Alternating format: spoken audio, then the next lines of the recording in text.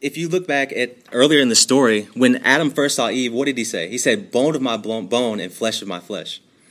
And this scripture here indicates that his attitude somehow changed from the time that he was connected with God till he was separated from him.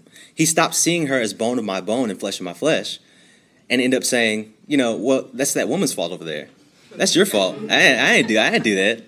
He threw her under the bus. I mean, she dressed that way. Yeah, it's like, what? She was naked. She was out. She had a piece of fruit. Hey, God. It was her fault.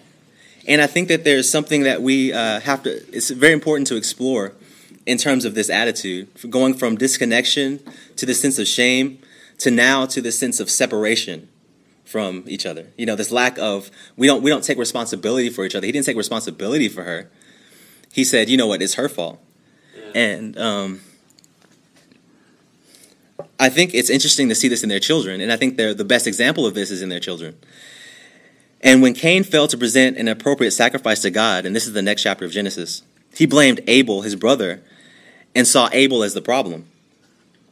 And one statement was very telling. Cain killed his brother, and when God asked where his brother was, he said, am I my brother's keeper?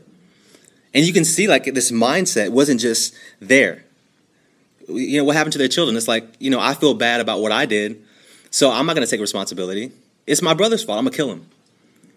And you see the significance of the transfer of this mindset from, okay, now I was once intimate with God and we were one, to this idea of disconnection. Okay, I'm no longer able to be vulnerable around this person because they're not connected with God.